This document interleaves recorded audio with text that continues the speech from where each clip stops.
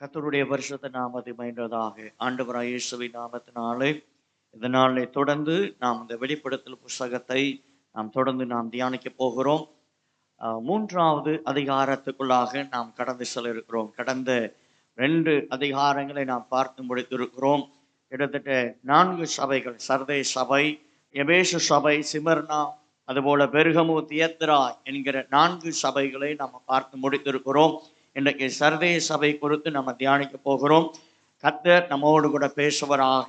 இந்த வசனத்தின் மூலமாய் ஆமேன் கடைசி காலங்களில் நடக்க போகிற அல்லது சபைகளில் இந்த நாட்களில் நடக்கிற சம்பவங்களை நீங்களும் நானும் அறிந்து கொள்ள, அல்லது இந்த வெளிப்படுத்தலை குறித்து தெரியாத பிள்ளைகள் இதை அறிந்து கொள்வதற்கு கர்த்தர் உதவி செய்வராக.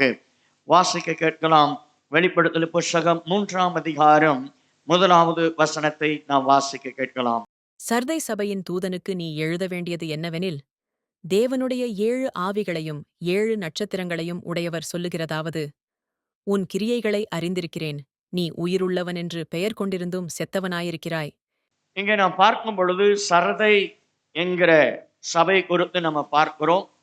சர்தை என்றால் தப்பி வெளியே வந்தவர்கள் அல்லது தப்ப வைத்து கொண்டவர்கள் என்று சொல்லி அர்த்தம். அதாவது தப்பி வெளியே வந்தவர்கள் அல்லது தப்ப வைத்து கொண்டவர்கள் என்று சொல்லி இந்த சர்தை என்பதற்கு பொருளாயிருக்கிறது. தொடர்ந்து நாம பார்க்கும்போது இந்த பட்டணத்தின் நடுவாக ஒரு நதி ஓடுகிறது. இந்த நதி என்ன செய்யும் என்றால் பெட்ரோலோஸ் என்கிற நதி, பெட்ரோலோஸ் என்ற நதி இந்த பட்டணத்து ஊடாக கடந்து செல்கிறது. இந்த நதியில பார்த்தீங்கன்னா அப்படியே மின்னுகிற அந்த தகதகன் மின்னுகிற அந்த மின்னல், அந்த ஒளி அங்கே காணப்படும். அப்படி என்ன அப்படின்னு பார்த்தீங்கன்னா, அந்த தண்ணிக்கு மேலாக தங்க துகள்கள் மிதந்து செல்லுமா. அப்ப அந்த அளவுக்கு இந்த பட்டணம் மிகவும் செழிப்பான ஒரு பட்டணம். தங்க நாணயங்கள், வெள்ளி நாணயங்கள் இந்த பட்டணத்தில் தான் அங்கே கையாளப்பட்டது அல்லது அது புழக்கத்தில் வந்ததாக சொல்லப்படுகிறது. அது மாத்திரமல்ல, ஆராய்ச்சி நிபுணர்கள் ஆராய்ச்சி செய்த பொழுது தங்கம் இவைகளாம் உருக்குகிற குவளைகள், பாத்திரங்கள் அங்கிருந்து கண்டுபிடித்ததாக அங்கே ஆராய்ச்சியாளர்கள் சொல்லுகிறார்கள். அது மாத்திரமல்ல, 560 இந்த சர்தை ஆண்ட இக்ரோயிடஸ் என்கிற மன்னன் காலத்துல மிக உன்னதமான நல்ல ஒரு செழிப்பான நிலைமையில இந்த பட்டணம் காணப்பட்டதாக சொல்லப்படுகிறது. இன்னும் இந்த பட்டணத்தை குறித்து பார்க்கும் பொழுது கம்பளி ஆடைகள், அதுபோல ரெடிமேட் ஆயத்த ஆடைகள் இங்கே மிகவும் பிரசித்தி பெற்றதாக இருந்தது. இப்படிப்பட்ட பலவிதமான தொழில்கள், பண புழக்க வழக்கங்கள், செல்வங்கள் நிறைந்த ஒரு பட்டணமாக இந்த பட்டணம் காணப்பட்டது. அது மாத்திரமல்ல, இவர்கள் தங்களை ஒரு தங்க மலையில் மேல் நாங்கள் இருக்கிறோம் என்கிற ஆணவம், பெருமை, இருமாப்பு, அது மாத்திரமல்ல நிர்விசாரமான எண்ணம் உடையவர்களாய் இருந்தார்கள். இன்னொரு காரியத்தை நான் உங்களுக்கு சொல்லுகிறேன். 17வது நூற்றாண்டிலே ஏற்பட்ட மிகப்பெரிய ஒரு பூகம்பத்தில இந்த சர்தை பட்டணமானது முற்றிலுமாய் அழிக்கப்பட்டு போனது. அப்படி அந்த பூகம்பத்தினாலே இந்த பட்டணம் முழுவதும் சேதமடைந்தது. திரும்ப அந்த பட்டணத்தை கட்டும்படியாக டைபிரியஸ் என்பவர் என்ன செய்கிறார், அந்த மக்களுக்கு, சர்தை மக்களுக்கு உதவி செய்கிறார். பொருளாதார காரியங்கள் மற்ற எல்லாம் உதவி செய்து மீண்டுமாய் அந்த பட்டணம் கட்டி எழுப்பப்படுகிறது. ஆகவே அந்த சர்தை மக்கள் இவருக்கு நன்றி கடனாக ஒரு கோயிலை கட்டுகிறார்கள். அந்த கோயில் சிபல் என்று சொல்லி அழைக்கப்படுகிறது. இது ஒரு ஆலயமாய் இது அவனுக்கு காணிக்கையாக இதை படைக்கிறார்கள் என்று சொல்லி பார்க்கிறோம். போதுமான காரியங்கள் இதற்கு. அது தொடர்ந்து சபை சரித்திர ரீதியாய் நாம் பார்க்கும் பொழுது இந்த காலகட்டங்களில் இந்த சர்தை சபையானது போப்பின் கீழாக இருந்தது.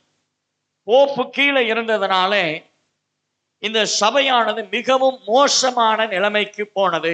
பாரம்பரியங்கள், சடங்காச்சாரியங்கள், பலவிதமான மூட பழக்க வழக்கங்களுக்குள்ளாக இந்த சபை கடந்து சென்றது என்று சொல்லி பார்க்கிறோம்.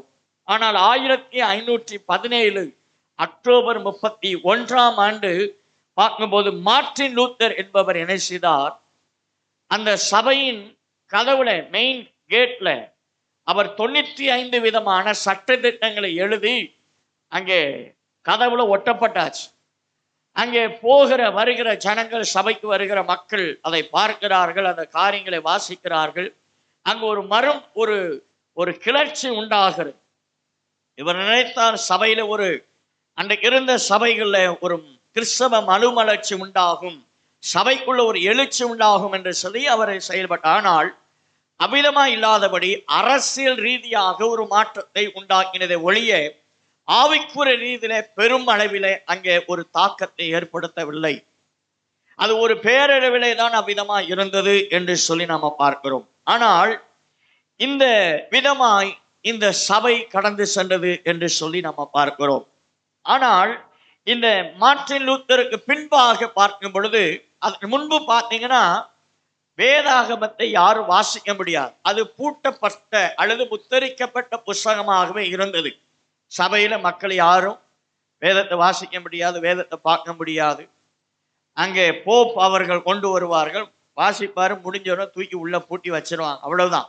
வேதத்தை யாரும் அதை திறந்து பார்க்கவோ வாசிக்கவோ கூடாது என்கிற நிலை இருந்தது. ஆனால் அதன் பின்பாக மார்ட்டின் லூத்தருடைய கிளர்ச்சிக்கு பின்பாக மக்கள் வேதத்தை அறியும்படியான, வேதத்தை வாசிக்கும்படியான ஒரு மாற்றம், கிளர்ச்சி உண்டானது என்று சொல்லி பார்க்கிறோம். அதன் பின்பாகத்தான் படிப்படியாக வேதம் எல்லா ஜனங்களுக்குள்ளாக, மக்களுக்குள்ளாக வேதம் புறப்பட்டு சென்றது என்று சொல்லி நாம் பார்க்கிறோம்.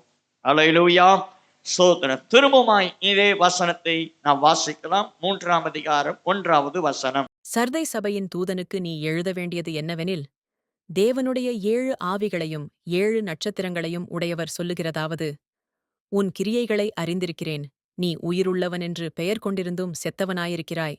இங்க நாம் பார்க்கும் பொழுது 7 ஆவிகளை அதாங்க பார்க்கிறோம். சபையின் தூதனுக்கு நீ எழுத வேண்டியது என்னவென்றால், தேவனுடைய 7 ஆவிகளும் அப்படி என்று சொல்லி நாம பார்க்கிறோம். இந்த 7 ஆவி அப்படின்னா என்ன அப்படி என்று சொல்லி நாம பார்க்கும் பொழுது, ஏற்கனவே நாம் இதை குறித்து நாம தியானிச்சிருக்கிறோம். 1ஆம் அதிகாரத்துல 4வது வசனத்திலே பார்க்கும் பொழுது 7 விதமான ஆவிகள் என்று சொல்லி அங்கே வருகிறது. இந்த 7 விதமான ஆவி என்ன அப்படின்னா, 7 ஆவிகளா அப்படி என்பது அல்ல. இதை நாம் வேத வசனத்தின் மூலமாய் தெரிந்து கொள்ள வேண்டுமானால், ஏசாயா 11ஆம் அதிகாரம் 2வது வசனத்தை வாசிப்போமானால், ஏசாயா 11ஆம் அதிகாரம் 2வது வசனத்திலே தெளிவாய் அங்கே சொல்லப்படுகிறது, ஞானத்தையும் உணர்வையும் அருளும் ஆவியுமாகிய கர்த்தருடைய ஆவியானவர் அவர் மேல் தங்கியிருப்பார். இங்கே நம்ம பார்க்கும் பொழுது 7 விதமான ஆவி என்பது பிதாவாகிய தேவன், குமாரனாகிய கிறிஸ்து, பரிசுத்த ஆவியானவர், திருத்துவ தேவனுடைய தன்மைகள் அல்லது பண்புகள். அதான் சொல்ல, ஞானத்தை அருளும் ஆவி, உணர்வை அருளும் ஆவி, பலனை அருளும் ஆவி, ஆலோசனை அருளும் ஆவி, அறிவை அருளும் ஆவி, கர்த்தருக்கு பயப்படும் பயத்தை அருளும் ஆவி, கர்த்தருடைய ஆவி என்று சொல்லி இப்படிப்பட்டதான 7 விதமான தன்மைகளை குறிக்கிறது. ஆகவே இந்த சபைக்கு ஆண்டவர் என்ன சொல்லுகிறார் என்றால், இந்த சபை போகிற பாதை சரியில்லை, நீ மனம் திரும்பி என்னுடைய வார்த்தைக்கு கீழ்ப்படிந்தால் இந்த 7 விதமான தன்மைகளை கொண்டு உன்னை மேலாக நான் தூக்கி எடுப்பேன், உன்னை திரும்ப நிலைநிறுத்துவேன் என்று சொல்லி ஆண்டவர் சொல்வதற்கு அடையாளமாகத்தான் 7 விதமான தன்மைகளை ஆண்டவர் அங்கே குறிப்பிடுகிறதை நாம் அங்கே பார்க்கிறோம். அப்ப 7 ஆவி என்பது 7 விதமான தேவனுடைய தன்மைகள், பண்புகள், குணாதிசயங்கள். 2வது அதில் பார்க்கும் பொழுது 7 நட்சத்திரங்கள் என்று சொல்லி நாம பார்க்கிறோம். 7 நட்சத்திரங்கள் என்பதையும் 1ஆம் அதிகாரம் 20வது வசனத்துல நாம் ஏற்கனவே நம்ம தியானிச்சிருக்கிறோம். 1ஆம் அதிகாரம் 20வது வசனத்தை வாசிக்கலாம். என் வலது கரத்தில் நீ கண்ட 7 நட்சத்திரங்களின் இரகசியத்தையும் 7 பொன் குத்துவிளக்குகளின் இரகசியத்தையும் எழுது. அந்த 7 நட்சத்திரங்களும் 7 சபைகளின் தூதர்களாம். நீ கண்ட 7 குத்துவிளக்குகளும் 7 சபைகளாம். இங்கே நம்ம பார்க்கும் பொழுது 7 நட்சத்திரம் என்பதை நான் உங்களுக்கு விளக்குகிறேன். நான் ஏற்கனவே இதை குறித்து நான் உங்களோடு கூட பேசி இருக்கிறேன். ஆனாலும் இதை சுருக்கமாய் சொல்லி அடுத்த பகுதிக்கு நம்ம கடந்து போகலாம். 7 நட்சத்திரம் என்பதை வேதம் எதற்கெல்லாம் ஒப்பிடுகிறது என்றால், தூதர்கள் அல்லது தூதுவர்கள் அல்லது ஊழியக்காரர்கள், தீர்க்க தரிசிகள், இப்படி பல விதங்களிலே இதை குறித்து சொல்லலாம். எப்படி என்றால், இப்போ நான் இங்க இருக்கிறேன், நம்முடைய சபை மக்கள்ல விசுவாசிகளுக்கு ஒருவருக்கு ஒரு செய்தியை நான் கொண்டு போகணும். அப்ப நான் போக முடியாது. அப்போ நான் என்ன செய்றேன், ஒரு நபரை கூப்பிட்டு, நீ உங்க வீட்டுக்கு போய் இன்ன விஷயத்தை அல்லது இந்த மாதிரி கூட்டம் நடக்குது, இல்லைன்னா இந்த காரியம் அப்படின்னு சொல்லி ஒரு நபரை நான் சொல்ல வேண்டிய நபர் வீட்டுக்கு நான் அனுப்புறேன். அப்ப அவர்கள் போய் அங்க என்ன சொல்லுவாங்க, இந்த மாதிரி பாஸ்டர் அனுப்பியிருக்கிறாங்க, இந்த செய்தி உங்களிடத்துல தெரிவிக்க சொன்னாங்க அப்படின்னு. அப்ப நான் போய் சொல்லுவதும் ஒன்றுதான், நான் அனுப்புகிற நபர் போய் சொல்வது ஒன்றுதான். இதே போலதான் சபையிலே தேவன் ஊழியக்காரர்களை, தீர்க்கதரிசிகளை, சுவிசேஷர்களை அல்லது அப்போஸ்தலர்களை கர்த்தர் எதற்கு வைத்திருக்கிறார் என்றால், தேவன் ஜனங்களுக்கு, சபைகளுக்கு அல்லது மக்களுக்கு சொல்ல வேண்டிய காரியங்களை அவர் ஜனங்களுக்கு போதிக்க வேண்டியவைகளை ஊழியக்காரர்களுக்கு, தீர்க்கதரிசிகளுக்கு சொல்லி அந்த சபைக்கு அவர்கள் சொல்லுகிறதை பார்க்கிறோம். ஜனங்கள் என்ன செய்ய வேண்டும், அவர்கள் என்ன வழியில நடக்க வேண்டும், எதற்கு கீழ்ப்படிய வேண்டும், அவருடைய பாதை என்ன என்பதை தேவன் ஊழியக்காரர்களை கொண்டு ஆண்டவர் பேசுகிறார். ஆகவேதான் நட்சத்திரம் என்பது தூதர்கள், தூதுவர்கள், தீர்க்கதரிசிகள், மேய்ப்பர்கள், ஊழியக்காரர்கள் என்று பல விதங்களில் இதை குறித்து நம்ம பார்க்கிறோம். ஒரே ஒரு வசனத்தை நான் வாசிக்கலாம். மல்கியாவின் புஸ்தகம் 2ஆம் அதிகாரம் 7வது வசனத்தை வாசிக்க கேட்கலாம். மல்கியா 2ஆம் அதிகாரம் 7வது வசனம். ஆசாரியனுடைய உதடுகள் அறிவை காக்க வேண்டும். வேதத்தை அவன் வாயிலே தேடுவார்களே. அவன் சேனைகளுடைய கர்த்தரின் தூதன். இங்க நம்ம பார்க்கும் பொழுது அந்த வசனத்தை கடைசியில் நம்ம வாசிக்கிறோம். அவர்கள் யார்? தேவ தூதர்கள். ஆசாரியன் யார்? தேவ தூதர்கள். தேவன் ஜனங்களுக்கு சொல்ல வேண்டியதை ஆசாரியனிடத்திலே ஆண்டவர் சொல்லுகிறார். ஆசாரியன் ஜனங்களுக்கு அதை அறிவிக்கிறதை பார்க்கிறோம். இதே போலதான் தேவன் சபைக்கு ஊழியக்காரர்களை, மேய்ப்பர்களை ஆண்டவர் எதற்கு வைத்திருக்கிறார் என்றால், தேவன் ஜனங்களுக்கு சொல்ல வேண்டிய ஆலோசனைகளை, கடிந்து கொள்ளுதலை, புத்திமதியை தேவன் வசனத்தை கொண்டு ஆலோசனையாய் ஜனங்களுக்கு தேவன் போதிக்கிறார். ஆகவே நட்சத்திரம் என்பது இவ்விதமான அர்த்தத்தை பார்க்கிறோம். மூன்றாவதாக இந்த வசனத்தை பார்க்கும்போது ஆண்டவர் அங்கே உன் கிரியைகளை அறிந்திருக்கிறேன் அப்படி என்று சொல்லி ஆண்டவர் சொல்லுகிறார். ஏற்கனவே ஒவ்வொரு சபையிலும் ஆண்டவர் உன் கிரியைகளை அறிந்திருக்கிறேன் என்று சொல்லி சொல்லும் வார்த்தைகளை நம்ம கேட்கிறோம். இப்ப உன் கிரியைகளை அறிந்திருக்கிறேன் அப்படின்னா என்ன அப்படி என்று பார்க்கும்போது, தேவன் ஒவ்வொரு சபைக்கும் ஒரு காலத்தை கர்த்தர் கொடுத்திருக்கிறார். அதே போலதான் நமக்கும் தேவன் ஒரு காலத்தை கர்த்தர் கொடுத்திருக்கிறார். ஒவ்வொரு மனிதனுக்கும் ஒரு குறிப்பிட்ட, எல்லாருக்கும் பொதுவான வயது கிடையாது. எல்லாரும் 100 வயசுல மரிப்பாங்க, எல்லாரும் 90 வயசுல மரிப்பாங்க, எல்லாரும் 80 வயசுல, அப்படி என்பது அல்ல. மனுஷனுடைய வாழ்க்கையில தேவன் அவனவனுக்கு ஒரு குறிப்பிட்ட காலங்களை கர்த்தர் வைத்திருக்கிறார். ஆகவே தேவன் நமக்கு கொடுக்கப்பட்ட காலத்துல தேவனுக்காக நாம் என்ன செய்து கொண்டிருக்கிறோம், தேவனுடைய நாமத்துக்காக, தேவனுடைய ராஜ்யத்துக்காக, தேவன் நமக்கு கொடுக்கப்பட்ட சபைக்காக என்ன உத்தரவாதம் செய்கிறோம். ஊழியக்காரன் மட்டும் சபை நடத்துவது சபை வளர்ச்சியின் பங்கு அல்ல. சபையில் இருக்கிற ஒவ்வொருடைய பங்கும் அந்த சபையின் வளர்ச்சிக்குரியதில் முக்கியமுள்ளவர்களாக இருக்கிறோம்.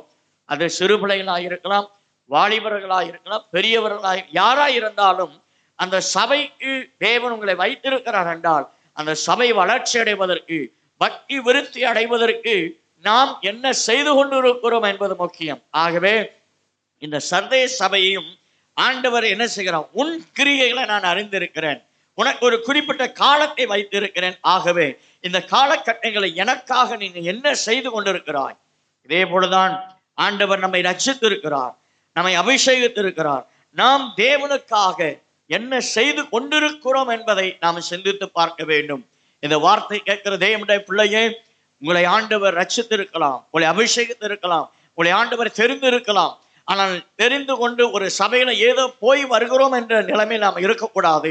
தேவன் அந்த சபையிலே உங்களை வைத்ததுக்கு ஒரு நோக்கம் உண்டு, ஒரு திட்டம் உண்டு. ஆகவே நீங்கள் அந்த சபையில சாதாரண மனிதர்கள் அல்ல. உங்களை கொண்டு அந்த சபையில எவ்வளவு காலம் கர்த்தர் வைத்திருக்கிறாரோ, வருகை வரை உங்கள் ஜீவன் இந்த பூமியில இருந்து எடுபடுகிற வரைக்கும் அந்த சபையிலே நீங்கள் செயல்படுகிறவர்களா இருக்கணும், கிரியை செய்கிறவளாய் இருக்கணும். ஊழியருக்கு உதவியாய், ஆத்துமாக்களை ஆதாயம் பண்ணுகிறவளாய், சபையில ஏதோ ஒரு சேவையை செய்கிறவளாய், சுவிசேஷம் அறிவிக்கிறவளாய், ஜெபிக்கிறவளாய், ஊழியத்திலே தாங்குகிறவளாய், ஏதோ ஒன்றிலே அந்த சபைக்கு நீங்கள் கிரியை செய்கிறவளாய் இருக்க வேண்டும். ஆகவேதான் இங்கே ஆண்டவர் எல்லா சபையிலையும் ஆண்டவர் கிரியை கர்த்தர் அவர் கவனித்துக் கொண்டிருக்கிறார் என்று பார்க்கிறோம். இதே போல நம்முடைய வாழ்க்கையில கர்த்தர் அதை எதிர்பார்க்கிறார்.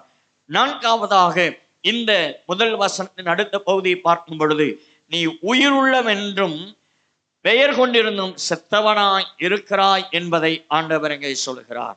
இந்த சபை குறித்து ஆண்டவர் சொல்லுகிற வார்த்தை, நீ உயிருள்ளவனாய் இருந்தும் நீ செத்தவனாய் இருக்கிறாய் என்று சொல்லி.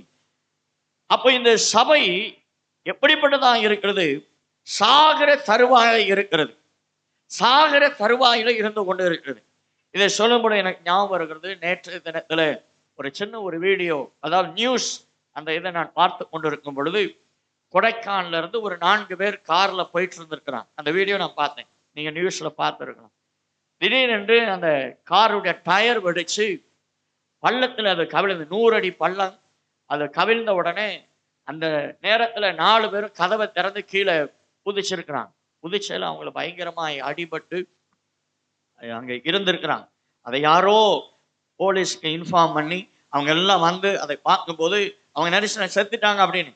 ஆனா பாத்தீங்கன்னா அவங்க எங்களை காப்பாத்துங்க காப்பாத்துங்கிற சத்தத்தை கேட்ட உடனே ஒரு போலீஸ்கார் அங்க உதவி பண்ண ஒருத்தர் சொல்லு, ஐயோ அவங்களுக்கு உயிர் இருக்குது அப்படின்னு சொல்லி அவங்க சொல்ல, சாகிற தருவாயில அவர்கள் இருக்கிற நிலைமை. இதே போலதான் இன்றைக்கு இந்த சர்தேய சபையானது எப்படிப்பட்டதா இருக்கிறது என்றால், ஆவிக்குற நிலைமையில சாகிற தருவாயில இருக்கிறது என்று சொல்லி நாம் அங்கே பார்க்கிறோம். அப்படி என்ன அப்படி என்று பார்க்கும்போது, வெளியே பார்க்கும் பொழுது இந்த சபை மிக அருமையான ஒரு சபை என்று தோன்றிருக்கிறது. ஆனால் உள்ளே பார்க்கும் பொழுது அவருடைய ஆவிக்குரிய வாழ்க்கை மிகவும் மோசமான நிலைமையில, தேவன் அருவருக்கத்தக்கதான காரியங்கள் சபைக்குள்ளே இருந்தது என்று நாம் பார்க்கிறோம். ஆகவே ஒரு மனிதனை குறித்து வெளியே பார்க்கும்போது இவர்கள் பரிசுத்தவான்கள், இவர்கள் நல்லவர்கள் என்று சொல்லி நம்ம சொல்லிவிடலாம். ஆனால் அவருடைய ஆவிக்குரிய வாழ்க்கை நம்ம பார்க்கும்போதுதான் அவர் எப்படி தேவனோடு கூட இருக்கிறார்கள், தேவனுக்காக கிரியை செய்கிறார்கள், தேவனோடு கூட இருக்கிற உறவுல எப்படி இருக்கிறார் என்பதை அப்படி உள்ளான ஆவிக்குரிய வாழ்க்கையை நம்ம அறிந்து கொண்டால்தான் தெரிந்து கொள்ள முடியும். ஆகவே இந்த சபை வெளிப்பிரகரமாய் பார்க்கும்போது மிக பிரம்மாண்டமாய் இருந்தது.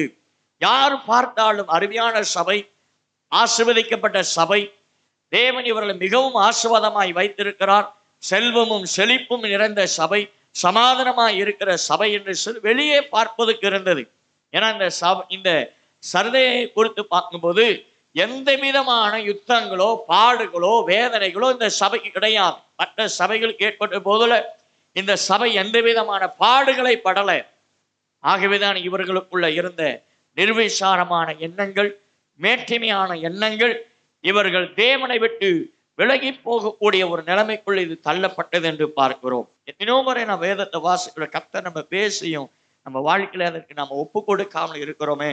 அப்ப ஆண்டவர் இதை பார்த்து மிக வேதனைப்படுகிறவராய் இருக்கிறார். அதனாலதான் சொல்லுங்க, இப்படிப்பட்டவளை பார்த்துதான் ஆண்டவர் சொல்றாரு, நீ உயிர் உள்ளவனாய் இருந்தும் நீ செத்தவனாய் இருக்கிறாய். அப்படின்னா என்ன? எல்லாம் இருக்குது, ஜெபம் இருக்குது, வேத வாசிப்பு இருக்குது, உபவாசம் இருக்குது, எல்லாம் இருக்குது.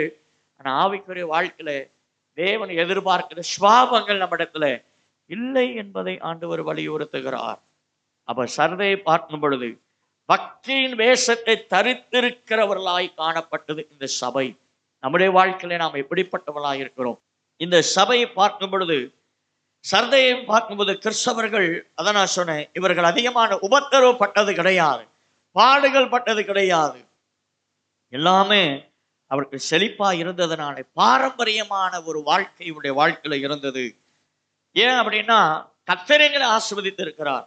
நாங்க பெர்ஃபெக்டா இருக்கோம், சரியா இருக்கிறோம், ஜெபத்துல இருக்கிறோம், வேதத்துல இருக்கிறோம், சபைக்கு ஒழுங்கா போறோம், தசமமா கொடுக்கிறோம், காணிக்கை கொடுக்கிறோம், எந்த ஜெபத்தையும் நம்ம விடுகிறது இல்லை, அதனால நான் பெர்ஃபெக்ட் அப்படின்னு நினைச்சிடும்.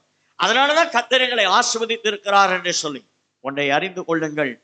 பணத்தை வைத்து, ஒரு மனிதனுடைய செல்வத்தை வைத்து, உலக ஆசீர்வாதத்தை வைத்து ஆவிக்குரிய நிலையை நாம் நிதானித்து பார்க்க முடியாது. பணம் யாருக்கு வேணாலும் வரலாம், உலக மனுஷரை பாருங்க, கிறிஸ்தவர்களை விட உலக மனுஷனும் நல்ல பணக்காரனா இருக்கான். அநியாய அக்கிரமம் செய்தான், அவனும் கோடி கோடியாய் பணங்களை வச்சிருக்கிறான். அதனால அவன் கடவுளுக்கு பயப்படுகிறான் என்று அர்த்தமா? இல்லை.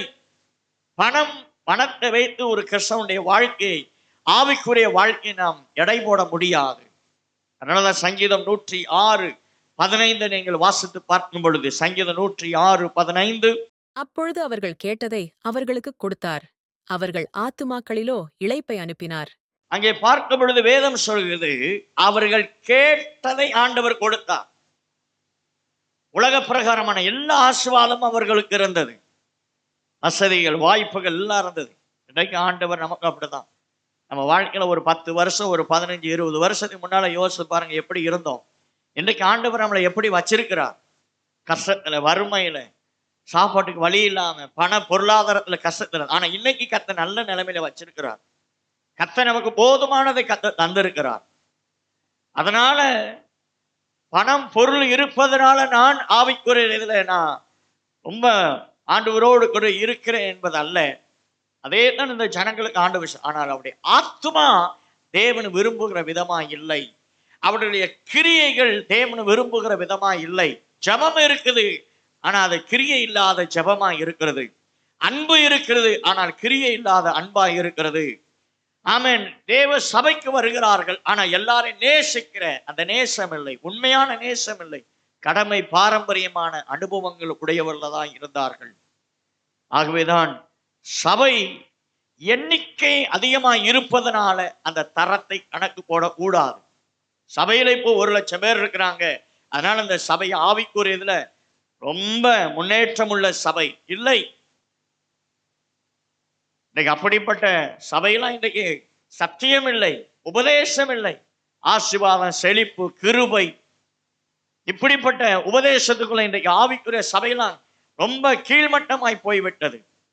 அதனால எண்ணிக்கை வைத்து ஆவிக்குரிய தரத்தை நாம் எடை போட முடியாது. ஆனால் தேவன் நம்மிடத்தில் எதிர்பார்க்கிறது என்றால், ஆவியின்படி நாம் நடக்கிறோமா, மாம்சத்தின்படி வாழ்கிற வாழ்க்கையை விட்டு ஆவின்படி நாம் நடக்கிறோமா என்பதை ஆண்டவர் நம்மிடத்தில் எதிர்பார்க்கிறார். குறித்துக் கொள்ளுங்கள், வசனம் சொல்லுகிறேன். ரோமர் 8:6-14 வசனங்கள். ரோமர் 8:6-14. 2 பேதுரு 2:20 வசனம். 2 பேதுரு 2:20 வசனம். ஆகவே இந்த சர்தை சபை மாறுபாடான வாழ்க்கை வாழாமல் போய்விட்டது. இந்த சபையானது தன்னுடைய ரட்சிப்பின் வஸ்திரத்தை காத்து கொள்ளாமல் போனது. இந்த சபையானது பாரம்பரியங்களையும், மூட பழக்க வழக்கங்களையும், சம்பிரதாயங்களையும் அது கை கொள்ளுகிறதா இருந்தது. உலகத்தோடு கலந்து விட்ட சபையாய் இந்த சர்தை சபை காணப்பட்டது. ஆகவேதான் ஆண்டவர் இந்த சபை குறித்து இவ்விதமாய் சொல்லுகிறார், நீ உயிருள்ளவன் என்றும் பெயர் கொண்டிருந்தும் செத்தவனாய் இருக்கிறாய் என்று சொல்லி 4 விதமான காரியங்களை பார்த்திருக்கோம். அடுத்து 2வது வசனத்தை வாசிக்க கேட்போம். நீ விழித்துக்கொண்டு சாகிறதற்கேதுவாயிருக்கிறவைகளை ஸ்திரப்படுத்து, உன் கிரியைகள் தேவனுக்கு முன் நிறைவுள்ளவைகளாக நான் காணவில்லை. நீ விழித்து கொண்டிரு என்று சொல்லி ஆண்டவர் இங்கே சொல்லுகிறார். நீ விழித்து கொண்டிரு அப்படின்னா என்ன அப்படி பார்க்கும்போது, நான் ஏற்கனவே சொன்னேன், இந்த சர்தை சபை ஒரு மலைகளால் சூழப்பட்டது என்று சொல்லி. 549ஆம் ஆண்டிலே பார்க்கும்போது கோரேஸ் என்பவன் தன்னுடைய இராணுவ வீரர்களை அந்த சர்தை பட்டணத்தை சுற்றிலும் அவன் நிறுத்தி வைத்து யுத்தம் பண்ணும்படியா இருக்கிறான். ஆனால் சர்தை பட்டணத்திற்கு மேலே போவதற்கு வழி இல்லாத காலகட்டங்களிலே அங்கே மேல இராணுவ வீரர்லாம், அங்கே சர்தையுடைய இராணுவ வீரர்கள் இருக்கிறார்கள், கீழே கோரேசனுடைய இராணுவ படைகள்லாம் இருக்கிறது. அங்கே மேல இருந்த இராணுவ வீரன் ஒருவருடைய தலைப்பாக என்ன செய்ததான், கீழே தவறி விழுந்து விட்டதாம். அந்த கீழே விழுந்து அந்த மலைகளுக்குள்ள கீழே விழுந்த உடனே அந்த போர் வீரன் என்ன செய்தானா, அந்த மலையின் இடுக்கு வழியாக மெதுவாக நடந்து வந்து அந்த தலைப்பாகை எடுத்துட்டு திரும்ப மேல போனான். இதை கோரேசனுடைய இராணுவ வீரர்கள் பார்த்து கொண்டே இருந்தாராம். பார்த்துட்டு அவன் இறங்கி வந்த அந்த பாதையும் திரும்பி ஏறி போன அந்த பாதையும் பார்த்து அதன் வழியாகவே ஒரு கூட்ட இராணுவ வீரர்கள் அந்த சர்தை பட்டணத்துக்கு மேல் பகுதியிலே அவர்கள் பிரவேசித்தார்கள். மேல அவர்களை பார்த்தீங்கன்னா, நம்மளை யாரும் வந்து யுத்தம் பண்ண முடியாது, யாரும் நம்மளை அணுக முடியாது, நம்மளை யாரும் தொட முடியாது என்கிற நிர்விசாரமாய் அங்கே இருந்தார்கள். ஆனா இங்க ஒரு கூட்ட இராணுவ வீரர்கள் மேல போய் பார்க்கும்போது அவர் நிர்விசாரமாய் இருந்ததுனாலே இவர் ஈஸியா அந்த பட்டணத்தை ஓரேஸ் எளிதாக அதை பிடித்தான் என்று சொல்லி பார்க்கிறோம். ஆகவே நிர்விசாரமான நிலைமை, நம்ம யாரும் ஜெயிக்க முடியாது, நம்மளை யாரும் ஒன்றும் செய்ய முடியாது, நான் எப்படிப்பட்ட ஆளு தெரியுமா, நான் யாரு தெரியுமா என்கிறதான இந்த ஆணவம் நீ விழித்துக் கொள்ள வேண்டும் என்று சொல்லி கர்த்தர் சொல்லுகிறார். நீ என்ன நிலைமையில இருக்கிற, நீ நினைக்கிற நான் எல்லாவற்றிலும் சரியா இருக்கிறேன்னு சொல்லி, ஆனால் ஆண்டவர் சொல்லுகிறார் இல்லை, நீ விழித்துக்கொள். ஜபம், வேத வாசிப்பு எல்லாம் இருக்குது, வர்றோம் போறோம் எல்லாம் இருக்குது, ஆனா உண்மையா இல்லை, கடமைக்கான அனுபவமா இருக்கிறது. ஆகவேதான் சரதே சபை தங்களை விட மேலானவு இல்லை என்று மெத்தன போக்கு இருந்ததுனாலதான் ஆண்டவர் சொல்லுகிறார் நீ விழித்துக்கொள். ஆதியில நீ எப்படி இருந்த, ஆரம்பத்தில் நீ ரட்சிக்கப்படும் போது எப்படி இருந்த, ஆரம்பத்தில் நீ ரட்சிக்கப்படும் பொழுது தேவனுக்குள்ள இருந்த வைராக்கியம் என்ன, நீ விழித்துக்கொள் என்பதை ஆண்டவர் சொல்ல. மார்க் எழுதின சுவிசேஷம் 13ஆம் அதிகாரம் 31வது வசனத்தை வாசிக்கலாம். மார்க் 13:33. அக்காலத்தை நீங்கள் அறியாதபடியால் எச்சரிக்கையாயிருங்கள், விழித்திருந்து ஜெபம் பண்ணுங்கள். அக்காலத்தை நீங்கள் அறியாதிருக்கிறபடியால் எச்சரிக்கையாயிருங்கள், விழிப்பாயிருங்கள், நிர்விசாரமா இருக்கக்கூடாது. ஆண்டவருடைய வருகை மிக சமீபம். நாளைக்கு பார்க்கலாம், நாளைக்கு பார்க்கலாம், நாளைக்கு ஞானஸ்நானம் இருப்போம், நாளைக்கு அபிஷேகம் பெறுவோம், நாளைக்கு கர்த்தருக்கு பிரியமா, நோ, இல்லை. எப்ப வேண்டுமானாலும் நம்முடைய காலங்கள் முடியலாம், எப்ப வேணாலும் ஆண்டவரா இயேசுடைய வருகை வரலாம். ஆனால் ஒன்றை அறிந்து கொள்ளுங்கள், எப்போ இயேசு வந்தாலும், எப்போ நம்முடைய காலங்கள் முடிந்தாலும் நாம் ஜெயமாய் முடிக்கிறவர்களாய், தேவன் நம்மை அவருடைய சன்னிதானத்தில் நம்மளை ஏற்றுக்கொள்ளக்கூடிய ஒருவராய் நாம் மாற வேண்டும். மறந்து விடாது, இவ்வளவு காலம் நாம் ஆண்டவரை ஏற்றுக்கொண்டு சபைக்கு வந்து வீணாய் போய்விடக்கூடாது. இவ்வளவு நாளும் சபையில வந்து வசனத்தை கேட்டு ஜெபித்து ஆராதித்து எல்லாம் செய்து வீணாய் போய்விடக்கூடாது. விழிப்புள்ளவர்களாயிருங்கள், ஒவ்வொரு நாளும் உங்களை அர்ப்பணியுங்க, ஒவ்வொரு நாளும் உங்களை தாழ்த்துங்கள். தேவன் உங்களை பரிசுத்தப்படுத்துகிறவர். எழுதிக் கொள்ளுங்கள், எபேசியர் 6ஆம் அதிகாரம் 18வது வசனம் விதமாய் சொல்லுகிறது. எச்சரிக்கையாக இருக்கணும், விழிப்பாய் இருக்கணும், நம்மை ஒப்பு கொடுக்க வேண்டும், நம்மை தாழ்த்த வேண்டும். இந்த பூமியில நாம் ஒருவரும் பரிசுத்தத்துல பூரணமானவர்கள் அல்ல, நம்மிடத்துல குறைகள் உண்டு. ஆனால் ஒவ்வொரு நாளும் நாம் அறிக்கை பண்ணணும், ஆண்டவர் என்னை கழுவும், என்னை பரிசுத்தப்படுத்தும், என்னை ஆண்டவரை சுத்திகரியும் என்று சொல்லி நம்மை தாழ்த்தி ஒப்பு கொடுக்க கர்த்தர் இன்னும் நம்மளை பயன்படுத்துகிறவராய் இருக்கிறார். வேதம் சொல்லுகிறது, மார்க் எழுதின சுவிசேஷம் எபேசியர் 6ஆம் அதிகாரம் 18வது வசனத்துல நாம் வாசிக்கும் பொழுது விழிப்புள்ளவனாயிரு என்று சொல்ல, எப்பொழுதும் ஜாக்கிரதையா இருக்கணும். சரதை பட்டணம் விழிப்பில்லாமல் இருந்தது, அவருக்குள்ளே மெத்தனமான போக்கு இருந்தது, நம்மளை யாரும் ஒன்றும் செய்ய முடியாது என்கிற மெத்தன போக்கு. ஆனால் அசதியா இருந்த காலத்துல ஒரு கூட்ட யுத்த வீரர்கள் வந்து அவர்களை ஜெயித்தார்கள். தேவ பிள்ளைய நாமும் ஆவிக்குரிய வாழ்க்கையில விழிப்புள்ளவர்களாக இருக்க வேண்டும். அடுத்து பார்க்கும்போது சாவுக்கு ஏதுவானவர்களை சிறப்படுத்து என்று சொல்லி அங்க சொல்லப்படுகிறது. அது முற்றுமுடிய சாகல, கொஞ்சம் உயிர் இருக்குது. ஆவிக்குரிய வாழ்க்கையில நீ முழுவதும் சாகவில்லை, கொஞ்சம் எழும்புவதற்கான ஒரு வாய்ப்பு இருக்குது, எழும்புவதற்கான ஒரு வாய்ப்பு இருக்குது. ஒருவேளை இங்க இருக்கிற நாம இருக்கலாம், ஒருவேளை இந்த வார்த்தை கேட்கிற நீங்களா இருக்கலாம். ஆண்டவரை விட்டு நான் தூரமா போயிட்டேன், இனி ஆண்டவர் என்னை பயன்படுத்துவாரா, ஆண்டவர் என்னை திரும்ப புதுப்பிப்பாரா, ஆண்டவர் இன்னும் பயன்படுத்துவாரா, ஆண்டவர் கிருபை எனக்கு இறங்குமா என்று சொல்லி தேவ பிள்ளைகளை நிச்சயமாய் உங்களை தாழ்த்தி ஒப்பு கொடுக்கும் போது கர்த்தர் திரும்பவும் உங்களை புதுப்பிக்க வல்லமை உள்ளவர், திரும்பவும் கர்த்தர் பயன்படுத்த வல்லமை உள்ளவர். கொஞ்சம் உங்களுக்குள்ள அந்த ஆண்டவருக்குள்ள வரணும் என்கிற எண்ணம் இருக்கு பாருங்க, அதை கொண்டே கர்த்தர் உங்களை மேலாக கர்த்தர் பயன்படுத்த வல்லமை உள்ளவர். எனவே பிசாசுக்கு இடம் கூடாதீர்கள். பிசாசு கொண்டு வருகிற இந்த தோல்வி மனப்பான்மை, ஐயோ நீ விழுந்துட்ட, நீ பாவியாயிட்ட, நீ எல்லாராலும் புறக்கணிக்கப்பட்டுட்ட, இல்லை நீ அவ்வளவுதான் என்கிற எண்ணத்தை உங்களை விட்டு தூரமா எடுத்து போட்டுட்டு கர்த்தரால் முடியும், திரும்ப நான் ஆண்டவருக்காய் எழும்புவேன், ஆண்டவருக்காய் பயன்படுவேன் என்கிற அந்த சிந்தை உங்களுக்குள்ள கொஞ்சம் இருக்குமானால் கர்த்தர் திரும்ப எடுத்து பயன்படுத்த வல்லமை உள்ளவர். எபேசியர் எழுதின புஸ்தகம் 5ஆம் அதிகாரம் 14வது வசனத்திலே இவ்விதமாய் வாசிக்கலாம். எபேசியர் 5:14. ஆதலால் தூங்குகிற நீ விழித்து மரித்தோரை விட்டு எழுந்திரு, அப்பொழுது கிறிஸ்து உன்னை பிரகாசிப்பிப்பார் என்று சொல்லியிருக்கிறார். கிறிஸ்து உன்னை பிரகாசிக்க பண்ணுவார், உனக்குள்ளே கிறிஸ்து பிரகாசிப்பார், உன்னை கொண்டு கர்த்தர் பிரகாசிக்க பண்ணுவார். ஆகவே அருமையான தெய்வ பிள்ளைகளே, ஏனென்றால் ஒரு மனிதன் வீழ்வது சகஜதான். எல்லாராலும் நாம் ரட்சிக்கப்பட்டது இந்நாள் வரைக்கும் பர்ஃபெக்டா இருக்கிறேன், ரொம்ப சரியா இருக்கிறேன், ஒரு பிசுறு கூட நான் ஆண்டவருக்கு பிரியமில்லாத என் வாழ்க்கையில இல்லை என்று சொல்ல முடியாது. தடுமாற்றங்கள் வரும் போகும். ஆனால் அதுவே நம்முடைய வாழ்க்கையா வைத்து விடக்கூடாது. கர்த்தருடைய பலத்தை பெற்று அபிஷேகத்தை நிரம்பி ஜெபித்து ஜெபித்து ஆமென் தேவன் நமக்கென்று நியமிக்கப்பட்ட பாதையில ஓடணும். அதுதான் தேவனுடைய சித்தம். தேவன் ஒரு மனிதன் எந்த மனிதன் அழிந்து போகணும் என்பதில் துன்மார்க்கனை கூட ஆண்டவர் என்ன செய்யறதுல அவன் நரகத்துக்கு போகட்டும் என்பது ஆண்டவருடைய சித்தம் அல்ல. ஒரு வசனம் அருமையாய் சொல்லுகிறது. எசேக்கியேல் 18:23 வாசித்து பார்த்தீங்கன்னா எசேக்கியேல் 18ஆம் அதிகாரம் 23வது வசனம்.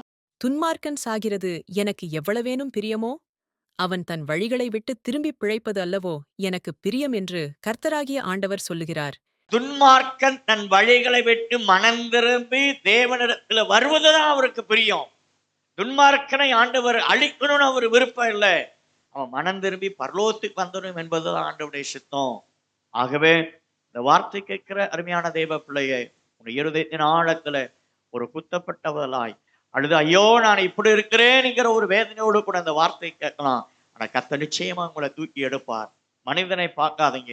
மனிதன் என்ன சொல்லும், உலகம் என்ன சொல்லணும், உங்களை அழைத்தவர் தேவன், உங்களை தெரிந்தெடுத்தவர் தேவன், உங்களை ரட்சித்தவர் தேவன். ஒருவேளை நீங்க விழுந்து போயிருக்கலாம், ஆனால் திரும்ப கர்த்தர் தூக்கி எடுக்க வல்லமை உள்ளவர். அந்த நம்பிக்கையோடு கூட அந்த விசுவாசத்தோடு கூட திரும்ப எழும்புங்கள், ஜெபிங்கள், வேதத்தை வாசிங்க, அறிக்கை பண்ணுங்க, கர்த்தரோடு கூட இணைந்து கொள்ளுங்க, நல்ல ஒரு ஆவிக்குரிய சபையில இணைந்து கொள்ளுங்கள். கர்த்தர் உங்களை பயன்படுத்துவார். உங்களை போல விழுந்து அநேகரை தூக்கி எடுக்கிற ஒரு கருவியாக கர்த்தர் உங்களை பயன்படுத்தலாமே. உங்களை ஒப்புக் கொடுங்கள், கர்த்தர் ஆசீர்வதிப்பார். 3வது வசனம், 3ஆம் அதிகாரம் 3வது வசனம். ஆகையால் நீ கேட்டுப் பெற்றுக்கொண்ட வகையை நினைவு கூர்ந்து அதை கைக்கொண்டு மனந்திரும்பு. நீ விழித்திராவிட்டால் திருடனைப் போல் உன்மேல் வருவேன். நான் உன்மேல் வரும் வேளையை அறியாதிருப்பாய். அங்கே பார்க்கிறோம், நீ கேட்டு பெற்றுக்கொண்டவைகளை நினைவு கூர்ந்து என்று சொல்லி நாம் அங்கே பார்க்கிறோம். நினைவு கூறுகிறது. ஆண்டவர் இந்த சபையை பார்த்து சொல்லுகிறார், நீ என்னிடத்தில் கேட்டு பெற்றுக்கொண்டவைகள். நாம் ரட்சிக்கப்படுவதற்கு முன்பாக ஆண்டவரிடத்துல என்னெல்லாம் கேட்டிருக்கிறோம். ஆண்டவரை போல மாறணும், என்னை பரிசுத்தமாகணும், என்னை அபிஷேகம், நான் நல்ல ஒரு பிள்ளையா வாழணும், ஆண்டவரே உங்களுக்கு பிரியமா வாழணும், அதை செய்யணும், இதை செய்யணும், இதெல்லாம் என்னை விட்டு மாற்றுங்க, கோபம் மாறணும், எல்லாரையும் நேசிக்கணும், அன்பு பாராட்டணும், வைராக்கியமா ஆண்டு என்னெல்லாமோ நம்ம ஆண்டவர்கிட்ட கேட்டு அவையெல்லாம் கர்த்தர் நமக்கு தந்திருக்கிறாரு. ஆனா இன்னைக்கு நம்ம எப்படி இருக்கிறோம்? நாம் தேவனிடத்துல எதையெல்லாம் கேட்டோமோ, அதையெல்லாம் பெற்றுக்கொண்டோமோ, அதெல்லாம் கர்த்தர் நமக்கு தந்திருக்கிறார். உலக ஆசீர்வாதங்களை கர்த்தர் தந்திருக்கிறார். ஆவிக்குரிய ஆசீர்வாதங்களை கர்த்தர் நமக்கு தந்திருக்கிறார். இன்றைக்கு நம்முடைய வாழ்க்கையில ஆவிக்குரிய வாழ்க்கையில எப்படிப்பட்டவர்களாக இருக்கிறோம்? அதனாலதான் எபேசு சபைக்கு சொல்லும் பொழுது 2ஆம் அதிகாரம் 5வது வசனத்தை வாசிக்கும் பொழுது, ஆகையால் நீ இன்ன நிலைமையிலிருந்து விழுந்தாய் என்பதை நினைத்து மனந்திரும்பி ஆதியில் செய்த கிரியைகளைச் செய்வாயாக. இல்லாவிட்டால் நான் சீக்கிரமாய் உன்னிடத்தில் வந்து நீ மனந்திரும்பாத பட்சத்தில் உன் விளக்குத் தண்டை அதனிடத்தினின்று நீக்கிவிடுவேன். இங்கே பார்க்கும் பொழுது எபேசு சபை பார்த்து சொல்லு, நீ ஆதியில எப்படி இருந்த? நீ ரட்சிக்கப்படும் போது அல்லது என்னை ஏற்றுக்கொள்ளும் போது உனக்குள்ள இருந்த வைராக்கியம், நீ என்னை ஏற்றுக்கொள்ளும் போது என் மேல இருந்ததான ஒரு தாகம், வேதத்தின் மேல ஒரு தாகம், ஜெபத்தின் மேல ஒரு தாகம், சபையின் மேல இருந்த வைராக்கியம், ஆத்ம பாரம், பரிசுத்தமாய் வாழணும், தேவனுக்கு பிரியமாய் வாழணும், ஒரு தாழ்மை கேட்டு போறோம். மன்னிக்கிற சுவாபம் இல்லாமல் வாழ்ந்திருக்கலாம், இப்போ மன்னிக்கிற சுவாபத்தை கேட்டோம், எல்லாம் இருந்தது. ஆனா இப்ப நாளடைவில் நம்முடைய வாழ்க்கையில எப்படிப்பட்டதா இருக்கிறது? எல்லாவற்றையும் இழந்தவர்களாய் ஆவிக்கிற வாழ்க்கையில ஆரம்ப நிலையை நாம் எண்ணி பார்க்கணும். அப்படி எண்ணி பார்த்தோம்னா இன்னைக்கு நிறைய வாழ்க்கையில் என்ன ஆயிரும்னா, ஆரம்ப நாட்களை 90% ஏறி இருப்போம். ஆனா இப்ப நம்ம ஆவிக்குரிய வாழ்க்கை என்ன ஆச்சுன்னா அப்படி கீழே ஆயிடுச்சு. தேவனுக்கு பிரியமா நடக்கணுங்கிற எண்ணம் இல்லை, ஜெபிக்கணுங்கிற எண்ணம் தாகம் இல்லை, ஆலயத்தை நேசிக்கணும் இல்லை, எல்லாம் ஆண்டவருக்காய் ஓடின எல்லாம் கீழே போயிடுச்சு. ஆரம்ப நிலையை நம்ம எண்ணி பார்க்கணும். தேவன் நம்ம எப்படி, அதுக்கு காரணம் என்னன்னா தேவன் உலக பிரகாரமாய் நம்மை ஆசீர்வதிச்சிருக்கிறார். அதுதான் காரணம்.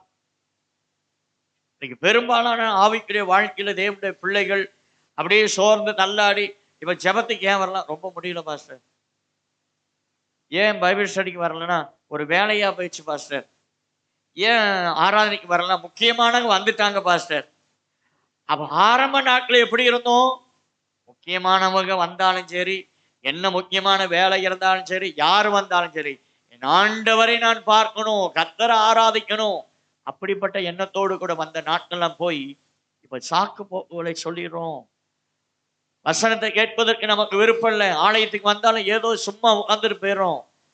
ஏதோ ஒரு பார்க்கில் வந்து உட்கார்ந்த மாதிரி இன்றைக்கு விசுவாசின் நிலைமை போயிடுச்சு. காரணம் என்ன? ஆரம்ப நிலை எண்ணி பார்ப்பது இல்லை. ஆனா லூக்கா எழுதின சுவிசேஷம் 15ஆம் அதிகாரம் 17வது வசனத்துல, இளைய குமாரன் தன் வாழ்க்கையில எல்லாவற்றையும் இழந்த பொழுது அவன் பன்றிகளுக்கு உள்ள உட்கார்ந்துட்டு அதுக்கு கிடைக்கிற ஆகாரம் கூட இல்லாமல் இருக்கும்போது அவன் நினைக்கிறான், ஐயோ என் தகப்பன் வீட்டில வேலைக்காரர்கள் திருப்தியாய் சாப்பிடுகிறார்களே. ஆரம்ப நிலை நினைக்கிறான். தகப்பனோடு கூட இருக்கும்போது எப்படி சாப்பிட்டான்? ராஜ வாழ்க்கை, ராஜ உடை, கைகளில் மோதிரம், பாதரட்சை, எல்லாம் நல்ல விலையேர்ந்த உடைகள் எல்லாம் உடுத்தி நல்ல ஒரு எஜமானனுடைய மகன் என்கிற ஸ்தானத்துல இருந்தான். ஆனா இப்போ எல்லாவற்றையும் இழந்த பிறகு நான் ஆரம்ப நிலை எண்ணி பார்க்கிறான். தேவ பிள்ளையே, ரட்சிக்கப்படுவதற்கு முன்பாக நீ இருந்த நிலைமை என்ன? தேவன் உன்னை பயன்படுத்துவதற்கு முன்பாக இருந்த நிலைமை என்ன? ஆண்டவரை உன்னை தெரிந்து கொள்ளப்படுவதற்கு முன்பு இருந்த உன் வாழ்க்கை எப்படி இருந்தது? அல்லது ரட்சிக்கப்பட்ட ஆரம்ப நாட்கள் தேவனுக்காக நீ எப்படி இருந்தாய்? ஆனால் இப்பொழுது உன் ஆவிக்குரிய வாழ்க்கை ஆண்டவருக்காக செயல்பட்ட ஓடின ஓட்டங்கள் என்ன என்பதை சிந்தித்து பார். பின்மாற்றமாய் அல்லது சோர்ந்து போயிட்டான், திரும்ப நீ எழும்ப வேண்டும் என்பதை ஆண்டவர் இங்கே வலியுறுத்துகிறதை பார்க்கிறோம். எனவே அருமையான தேவ பிள்ளையே, நாம் தூரமாய் போயிருக்கலாம், ஆனால் அருமையானவளை மீண்டுமாய் தேவனிடத்துல வருகிறவளாய். ஆகவே ஆண்டவர் என்ன சொல்லுகிறார்? அந்த வார்த்தை 2வது சொல்லுகிறது, நீ கேட்டு பெற்றுக்கொண்டவர்கள் நினைவு கூர்ந்து அதை கை கொண்டு மனம் திரும்பு அப்படிங்கிறார். மனம் திரும்பணும். உணர்த்தப்படுறோம், ஆனா மனம் திரும்பாத வாழ்க்கை இன்றைக்கு அநேகருடைய வாழ்க்கை இருக்கு. நாம் செய்த காரியங்களை கர்த்தர் உணர்த்துகிறார். செய்திகள் மூலமாக, வசனத்தின் மூலமாக, தேவன் உபதேசத்தின் மூலம் உணர்த்துகிறார். மனசுக்குள்ள வருது, ஆனா மனம் திரும்புகிற வாழ்க்கை அல்ல. திரும்பவும் அதே ஒரு வாழ்க்கைக்குள்ள போயிடும். ஆனால் ஆண்டவர் சொல்லுகிறார், நீ மனம் திரும்ப வேண்டும் என்று சொல்லி வெளிப்படுத்த 2ஆம் அதிகாரம் 21வது வசனத்தை வாசிக்கும் பொழுது வேகமாய், அவள் மனந்திரும்பும்படியாய் அவளுக்கு தவணை கொடுத்தேன். தன் வேசி மார்க்கத்தை விட்டு மனந்திரும்ப அவளுக்கு விருப்பமில்லை. தியத்தரா சபைக்கு ஆண்டவர் சொல்லுகிறார், மனம் திரும்பும்படியான ஒரு தருணங்கள், வாய்ப்பு. ஒருவேளை இந்த வார்த்தை கேட்கிற தேவ பிள்ளையே, உனக்கு இது மனம் திரும்புவதற்கான ஒரு வாய்ப்பாக கூட கர்த்தர் இந்த வார்த்தையை சொல்லியிருக்கலாம். இன்றைக்கே உங்களுடைய காரியங்கள்லாம் விட்டுட்டு, தேவனுக்கு பிரியமில்லாதகளை விட்டுட்டு மனம் திரும்பி தேவனிடத்துல நீங்க வருவீங்கன்னா கர்த்தர் நிச்சயமாய் கர்த்தர் உங்களை பயன்படுத்துவார். இன்றைக்கு ஒப்பு கொடுங்க, ஆண்டவரே என் பாவத்தை மன்னிங்க, என் பின்மாற்றத்தை மன்னிங்க. எனக்குள்ள இருக்கிற ஒருவேளை ஆவிக்குற நிலைமையில் இருக்கிறோம் என்று சொல்ல பெருமைகள், ஆமேன், அன்பில்லாத சுவாபங்கள், மேட்டுமையானது எல்லாம் நமக்குள்ள தேவனுக்கு பிரியமில்லாத சுவாபங்கள் நம்முடைய வாழ்க்கையில் இருக்குமானால் இன்னைக்கு உங்களை ஒப்பு கொடுங்க, ஆண்டவரே என்னை முற்றிலுமாய் அர்ப்பணிக்கிறேன், இடத்துல குறை இருக்கிறது, என்னை மன்னிங்கன்னு சொல்லிட்டோம்னா ஆண்டவர் உங்களை மன்னிச்சு, நம்மளை மன்னிச்சு கர்த்தர் திரும்ப என்ன செய்வார்? நிலை நிற்க பண்ணுவாரே. வெளிப்படுத்தல் புஸ்தகம் 3ஆம் அதிகாரம் 19வது வசனத்திலே பார்க்கும்போது லவோதிக்கா சபைக்கும் ஆண்டவரை சொல்லுகிறார், மனம் திரும்ப வேண்டும் என்று சொல்லி. இளையகுமாரன் தொடர்ந்து நீங்க பார்க்கும்போது அந்த 15-20வது வசனத்துல அவன் எழுந்து புறப்படுகிறான். எழுந்து புறப்பட்டு தன் தகப்பனிடத்திலே அவன் போகிறான். அவரிடத்துல மன்னிப்பு உண்டு, அவரிடத்துல இரக்கம் உண்டு, அவரிடத்துல தயவு உண்டு. அவன் போறான். தகப்பன் அவனை ஏற்றுக்கொண்டு அவனை திரும்ப முதல்ல இருந்த நிலைமை காட்டிலும் மேலான நிலைமைக்கு அவனை உயர்த்துகிறதை பார்க்கிறோம். திரும்ப மனம் திரும்பி வந்துட்டோம்னா ரட்சிப்பு உண்டு, இரக்கம் உண்டு, தேவன் திரும்ப எடுத்து பயன்படுத்துவார். எனவே இந்த வார்த்தை கேட்டுக்கொண்டிருக்கிற தேவ பிள்ளையே, இன்றைக்கு உங்களை ஒப்பு கொடுங்க. ஒருவேளை ஆண்டவரை இயேசுவை ஏற்றுக்கொள்ளாமல் இருக்கலாம், அல்லது ஏற்றுக்கொண்டு ஆண்டவர்கிட்ட இருந்து சில பிரச்சனைகள், சில போராட்டங்கள், சில இழப்புகள், சில தோல்வி நிமித்தமாக தேவனை விட்டு பின்மாறி போயிருக்கலாம். ஏதோ நான் பேருக்கு போகிறேன் என்ற நிலைமையில இருக்கலாம். ஆனா இன்றைக்கு ஆண்டவருக்கு சொல்லுகிற வார்த்தை என்னவென்றால், உனக்குள்ள கொஞ்சம் அந்த ரட்சிப்பின் அனுபவத்துடைய தேவனை விதைத்த அந்த விதை உள்ள இருக்கிறது, அதை மங்கி விடக்கூடாது, அந்த திரி அணைந்து விடக்கூடாது. அணைந்தால் நரகம் என்பதை மறந்து விடாதீர்கள். எனவே திரும்ப எழுப்பிருங்க, திரும்ப சபைக்கு வாங்க, திரும்ப சத்தியத்துக்குள்ள வந்துருங்க, திரும்ப உபதேசத்தை நிலைத்திருங்க, திரும்ப கிருபைகளை பெற்றுக்கொள்ளுங்க. கர்த்தர் நிச்சயமாய் தேவன் உங்களை பிரகாசிக்க பண்ணுவார். உங்கள் மூலமாய் தேவனுடைய நாமம் மகிமைப்படும். அல்லேலூயா. எல்லாம் கண்களை மூடி நாம் ஜெபிப்போமா?